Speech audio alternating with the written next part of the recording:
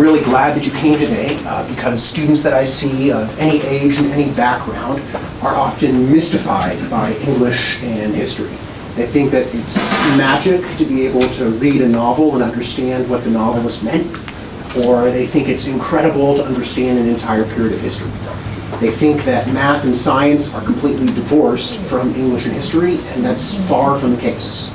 The same models that you learn in math, not the same ones, but similar ones, can be applied in English and history, and you can also learn different formula for analytically diagnosing English and history.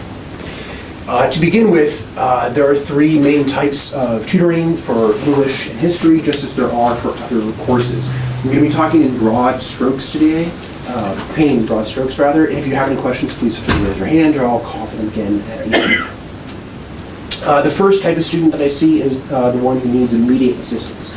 You might come to me for 1 or 2 sessions if a paper is due, or if they're cramming for a test. Now, the reason why I say that this is a treatment sort of student is because there's very little that I can do to prepare them for the long term. If you see me for only 1 or 2 sessions in preparation for a paper, frankly, it's not going to change the arc of your entire English or history class. So what I encourage those students to do is select a few things that they actually need to improve for that paper or for that test, and then we work on that on a case-by-case basis. If, on the other hand, that student wants to improve over the entire semester or over the entire year in their particular subject, then long-term tutoring on a weekly basis or a bi-weekly basis is important, because then we can assess their present needs, but also look at their syllabus and their curricula and take the long-term approach of preventing any future problems and actually teaching tips and tactics that will benefit those students over the course of 6 or 9 months throughout their class. The final type of tutoring would be test prep, and that's looking towards an AP test or an SAT 2 subject test in the spring. The SAT 2 subject test would be all year round. This sort of tutoring is different from the immediate short-term tutoring or the long-term tutoring in that we're teaching specifically towards a test. Now, the reason why I bring this up is because, especially in this area, both for public and private schools, the teachers of those classes, be it an AP test or AP class or an honors class, are not always teaching towards that AP or SAT 2 test.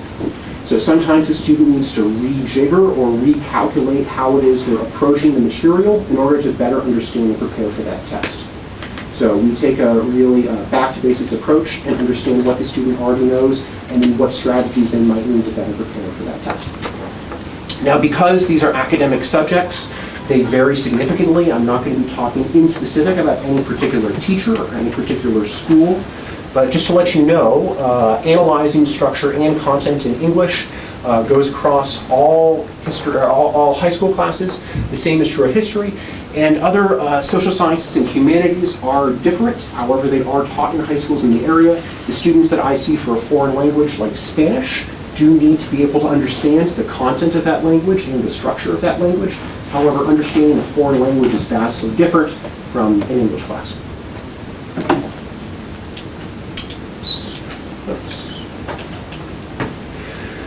Now, I didn't put a lot down on this slide because what I'm going to be telling you, I think, is more important than as it could be written.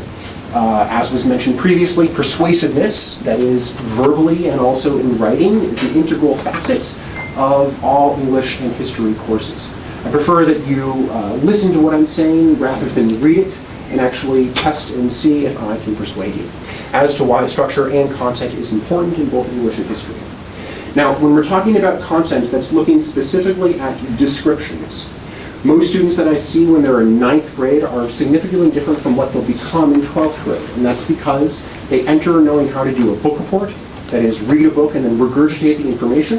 And then by the time they leave high school, hopefully they have the analytic capacity to not only read that book, but also offer up their own point of view. Now, the 3 types of students that I see that have problems making this transition are, first, those students that are trying to stretch themselves. They're putting themselves in a position of being in a vastly more difficult class than they had previously, making a step from a regular course to an AP course. Oftentimes, their analytic abilities don't necessarily make the jump with them. The second type of student that I see has different expectations from the reality of that course. or rather the teacher has different expectations from the reality.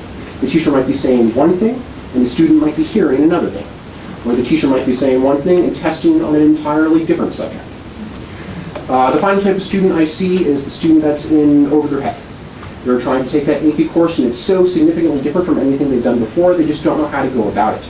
It doesn't mean the student is not intelligent or not knowledgeable, it simply means that the tactics that student has developed up to that point are good, and now they need to continue building upon those, adding in new layers. The descriptive capacity to read material and then understand that material, comprehend that material, can be broken down to both reading and writing. That is, reading skills, first understanding what it is you're reading and understanding what you're not reading. Oftentimes students come in and they aren't willing to admit what they don't understand. An essential part of both English and history is asking yourself the important question, what do and what don't I understand, and then I can more helpfully assist the student. In those reading skills, also for those students, it's important to be able to come up with your own synopsis and then a synthesis of information. As the students tend to get older in 11th and 12th grade, they're called upon by their teachers to look for outside sources and outside information. It's not enough to just cite that information, you have to weave it into your analysis, and that can be difficult. Oftentimes these are teenagers that are more likely to rely upon their own opinion than your parents. Certainly they wouldn't want to do that. And so they have a difficult time looking for outside information, integrating that into their worldview. When we're talking about structure, in both English and history, that's looking at it from an analytical standpoint. What I mean by that is not just reading and writing, but actually, as I mentioned before, adapting models that they might learn in class or that I might teach them philosophical ideas into their own analysis of be it literature or different historical time periods. That's important because it's implicitly demanded by many teachers. They won't say that they're looking for a student to look for cause and effect at the most basic level, but that's what they expect, and therefore the students need to learn that and write that explicitly in their essays or on their tests. What I do with students, therefore, is as true for their writing as it would be for public speaking, as I'm doing now, or for any other facet of their education. They need to be able to look for and apply the analytical models that I go over with them on a session-by-session basis, and on an individual basis, tailoring it for the student's needs, desires, and learning abilities. I'll call for questions in just a minute, but what I do want to say is that all the students that I encounter, whether it be for test prep on a short-term or long-term basis, do see improvement. So for the students that work with me consistently preparing for a subject test, say in U.S. history, typically they see if they invest themselves, they see an improvement of 100 to 200 points. 200 points is pretty extreme, given that it's 25% of the total points available, but some students, if they really put a lot in, get a lot out. For AP tests, my average score is greater than 4, so most students do see improvement. And for grades, typically students over the course of the semester or a year-long basis improve their grade by 1 letter to 1.5 letters. So that's a lot of improvement, but what I ask of students is just like a varsity sport or any other activity, what you put in is what you get out. With that said, are there any questions that anyone might have? Hopefully you're less confused than you might have been before. No? Yes, please. Yes, I find that's the best to produce any results. Regarding to the prepare for the test, yes. You mean what's the best length? Is 4 to 8 weeks before the test, before the AP or after? Students could start as early as they wanted. I wouldn't turn them away if it were 12 weeks ahead of the test. But the reason I say 4 to 8 weeks is because typically their entire calendars are very busy. And then in this 4 to 8 weeks, they can look back on what came at the beginning of the year in September and October, and they can also learn the final elements that they might need for that test. If the student's really struggling in the course, then I would consider starting earlier, only because it will allow the student to do better on their grade in the course, and then also on the test itself. Any other questions? All right, well, thank you very much.